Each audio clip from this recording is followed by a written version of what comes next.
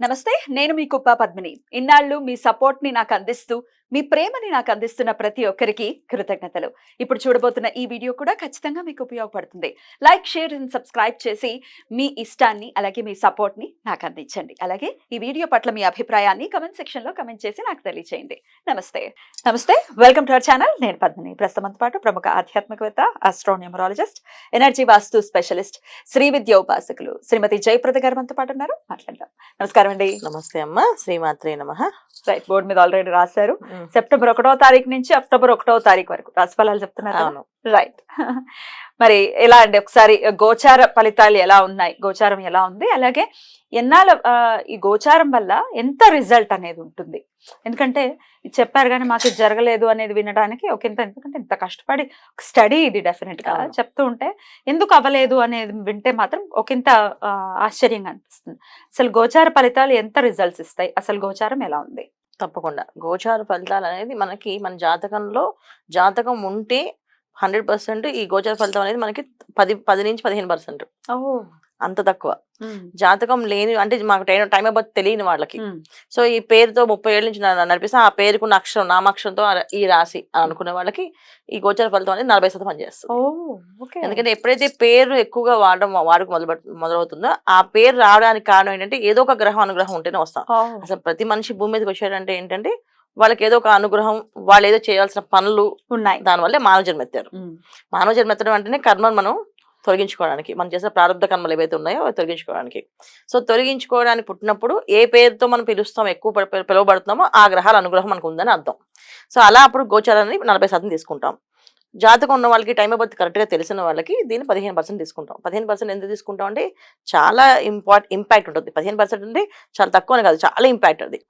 So గోచారంలో మనకి రాహు, గురువు, శని భగవానుడు వీళ్ళు చాలా పెద్ద గ్రహాలు. మిగతా అన్ని కూడా మాస గ్రహాల కింద వస్తాయి. వీళ్ళు సంవత్సరానికి, గురువు ఏమో సంవత్సరానికి మారుతాడు, రాహుకేతులు 18 నెలలకి మారుతారు ఒక్కొక్క రాశి నుంచి. శని భగవాన్ 2.5 సంవత్సరాల నుంచి 2 సంవత్సరాల తర్వాత మారుతుంటాడు. సో ఆయన ముందున్న వెనుకున్న రాశుల వాళ్ళందరికీ ఆ ప్రభావం ఉంటుంది ఖచ్చితంగా. ఆయన వక్రిస్తూ ఉంటారు కదా, సో వక్రించినప్పుడు వెనక రాశి వాళ్ళకి ఇబ్బంది, ముందుకు వెళ్తున్నప్పుడు ముందు రాశి వాళ్ళకి ఇబ్బంది ఆయన. సో శని భగవాన్ ఉన్నాడు అంటే మెయిన్. సో మనకి కావలసిన మెయిన్ ఆధారం ఏంటంటే జాతకంలో కావాల్సిన కెరియర్ సెటిల్ అవ్వాలన్నా, కెరియర్ బాగుండాలన్నా శని భగవాన్ ఎక్కడో చూసుకోవాలి. ఆర్థికంగా ఇబ్బందులు లేకుండా, ఆర్థికంగా బ్రహ్మాండంగా ఉండాలనుకుంటే గురువు ఎక్కడో చూసుకోవాలి. సో ఏ మాయలో పడకుండా, ఏ ఇబ్బందులు పడకుండా, ఏ లోన్లు పెట్టకుండా మనం ఉన్నాము అనుకుంటే రాహుకేతులు చూసుకోవాలి. సో వీళ్ళు మేజర్. సో ఈ మేజర్ గ్రహాలు ఎప్పుడైతే ఉన్నాయో అవి ఖచ్చితంగా ఇంపాక్ట్ ఉంటాయి. ఆ సంవత్సరం అంతా ఏ రాశిలో వీళ్ళు ఉంటారో, ముందు వెనక ఉన్న రాశుల వాళ్ళతో సహా ఆ రాశి వాళ్ళకి ఇబ్బందులు. అయితే మాస ఫలితాలు ఎందుకు చూసుకుంటామంటే ఇక్కడ రవి మారుతాడు, శుక్రుడు మారుతుంటాడు, బుధుడు మారుతుంటాడు, కుజుడు మారుతుంటాడు. ఇవి మాస గ్రహాలు ఎందుకు అంటే మనకి ఇవి మారడం వల్ల కొంతవరకు ఈ పనులు చేయొచ్చు. ఇప్పుడు మనం ఈ లోన్ పెట్టుకోవచ్చా, పెట్టుకోకూడదా, ఈ లోన్ తీసుకోవాలా వద్దా, కొన్ని విషయాలు క్లారిటీ వస్తుంటాయి. ఆ విషయాల కోసం మనం ఏళ్ల తరబడి వెయిట్ చేయట్లేదు. ఈ గ్రహస్థితిని బట్టి కూడా చూసుకోవచ్చు. ప్రమోషన్ కావాలి, చూసుకోవాలి. అందుకని ఈ మాస గ్రహాలు అనేది మనం ఖచ్చితంగా చూసుకొని ఈ మాస ఫలితాలు ఎలా ఉన్నాయి చూసుకుంటాం అన్నమాట. ఒకసారి గోచారం ఎలా ఉందో ఒకసారి. సో గోచారంలో మీనంలో రాహు నాన్న, సో వృషభం రాశిలో గురువు, తర్వాత కన్యలో కేతువు, కుంభంలో శని భగవాన్ వక్రించి ఉన్నాడు. నవంబర్ దాకా ఉన్నాడు ఆయన వక్రించి.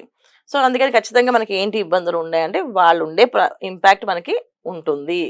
ఏమేమి ఉంటాయంటే ఆర్థికంగా కొంచెం ఇబ్బందులు ఉంటాయి, బద్ధకం ఉంటుంది మనుషులందరికీ, చేయాలని పనులు చేయాలనిపించదు. ఎందుకంటే మీనంలో రాహు ఉన్నాడు కనుక ఖచ్చితంగా మనకి పూజల దగ్గర, తర్వాత నోములు చేయాలన్నా, దానాలు చేయాలన్నా బద్దకిస్తుంటాం. మిగతా విషయాన్ని యాక్టివ్. ఒక పార్టీ ఉందంటే ఆ రెడీ, మేము ముందే వచ్చేస్తాం అని చెప్తుంటారు. ఒక సినిమాకి వెళ్ళాలంటే ఫాస్ట్ గా ముందుకు వెళ్ళిపోతుంటారు. ఇవన్నీ జరుగుతుంటాయి. ఇవి మాత్రం అవ్వదు, ఎందుకంటే మీనంలో రాహు అనేది ఆపోజిట్. మరి మకర రాశి వారికి ఎలా ఉండబోతుందండి సెప్టెంబర్ మాసం? మకర రాశి వాళ్ళకి ఈ మాసంలో కొన్ని అద్భుతమైన ఫలితాలు జరిగే అవకాశాలు ఉన్నాయి. వాళ్ళు ఊహించింది, వాళ్ళు అనుకోలేంది మాకు అవుతాయి అని వదిలేసుకున్న వాళ్ళు ఖచ్చితంగా అయ్యేది అవ్వబో అని ఫిక్స్ అయిపోయి వదిలేసిన వాళ్ళకి ఖచ్చితంగా అయ్యే అవకాశాలు ఈ మాసంలో ఉన్నాయి. ఎందుకంటే 6వ స్థానంలో కుజుడు, వీళ్ళకి ఉచ్చస్థానం. యాక్చువల్లీ ఆయనకి కుజుడు మకర రాశిని చూస్తే అటు ఉచ్చస్థానం కదా. సో కాకపోతే ఏంటంటే కుజుడు 6వ స్థానం ఉండడం వల్ల ఏమవుతుంది అంటే ఆరాట పోరాటంలో ఆయన గెలిపిస్తాడు.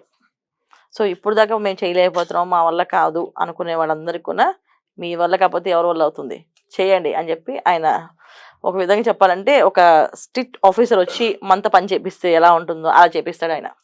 సో ఈ మాసంలో వీళ్ళకి అన్ని విధాల అనుకూలంగా ఉన్నాయి. మార్పులు, స్థల మార్పులు, చాలా ఏళ్ళ నుంచి ఊర్లు కూడా మారిపోవడం, అంటే ఈ ఊరు వదిలేసి వేరే ఊరికి వెళ్దాం అనుకున్న వాళ్ళకు, వెళ్ళలేము అనుకున్న వాళ్ళకు వెళ్ళిపోవడం అనేది జరుగుతాయి. మొత్తం ఏదైనా సరే లాగడము, తీసుకోవడము, ఇవ్వడం అనేది దాంట్లో కుజుడు ముందుంటాడు. సో లాక్కోవడం అనేది, ఆక్రమించుకోవడం అనేది అనేసి ఏదైతే అని చెప్తామో పదాలు, అవన్నీ ఈయన కోసమే. సో వర్తిస్తాయి. సో ఎప్పుడైతే మకర రాశి వాళ్ళకి ఏ పనులు అవ్వకుండా పెండింగ్ లో పడ్డాయో అన్ని పనులు కంప్లీట్ చేపిస్తాడు ఆయన. ఒకటి. తర్వాత అష్టమ రవి కొంచెం ఇబ్బంది పెట్టే అవకాశం ఉంది వీళ్ళకి. తర్వాత నవంబర్లోకి వచ్చాక మళ్ళీ అది తల్లిదండ్రుల నుంచి వచ్చే ఆస్తి, ఎప్పటి నుంచో ఇద్దాం అనుకున్న చిరాస్తులు ఏవైతే ఉన్నాయో అవి రావడం కానీ, ఇస్తామని చెప్పడం కానీ ఇంట్లో వాళ్ళు, ఇవి జరుగుతాయి. సో తల్లిదండ్రులకి వీళ్ళకి రావాల్సిన మాట తల్లిదండ్రులు ఇవ్వడం కానీ, లేకపోతే ఎప్పటి నుంచో రావాల్సిన ఆస్తి వీళ్ళకి దొరకడం కానీ, ఎప్పుడైతే 6వ స్థానంలో కూర్చుని ఉన్నాడో అది లాక్కొని తెప్పించి ఇప్పిస్తాడు అనమాట అలా స్థలాలు. సో మంచి యోగం అంటే మకర రాశి వాళ్ళకి ఈ మాసంలో బాగుంది. మరి ఇలా ఆస్తులు అవి మాకు లేవండి, మాకే ల్యాండ్లు అవి లేవు అనుకునే వాళ్ళకి ఎలాంటి ఫలితాలు ఇస్తారండి కుజుడు? ఆర్థిక పరంగా ఇబ్బంది లేకుండా ఇస్తాను అన్న. ఇప్పుడు వ్యాపారాలు చేసే వాళ్ళకి ఇబ్బంది లేకుండా ఇస్తాను, ఇబ్బంది అనేది ఉండదు. సో వీళ్ళకి జనరల్ మకర రాశి వాళ్ళకి సహజంగా బద్ధకం, ఏ పని చేయాలన్నా బద్ధకం ఫస్ట్. ఎందుకలా? అది రాశి తత్వం అలా. శని భగవాన్ రాశి వల్ల స్లోగా నడవడమో లేకపోతే స్లోగా చేయడమో.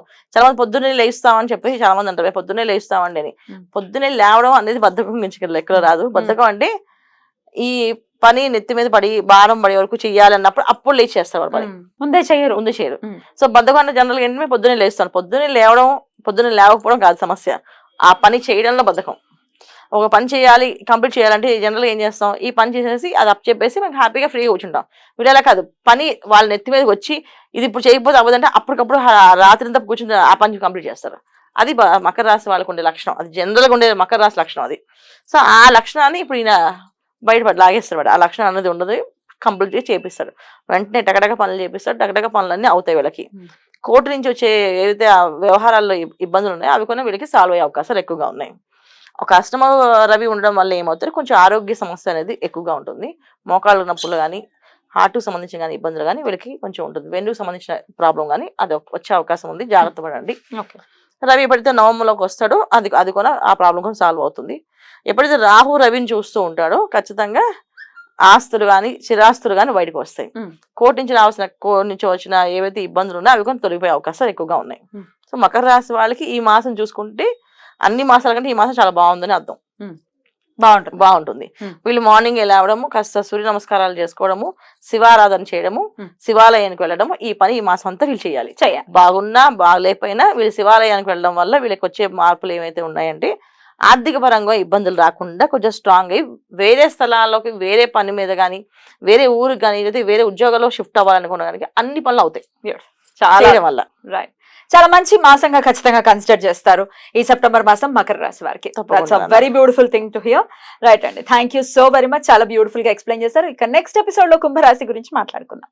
థ్యాంక్ యూ అండి, నమస్తే అమ్మ. శ్రీమాత్రే నమః.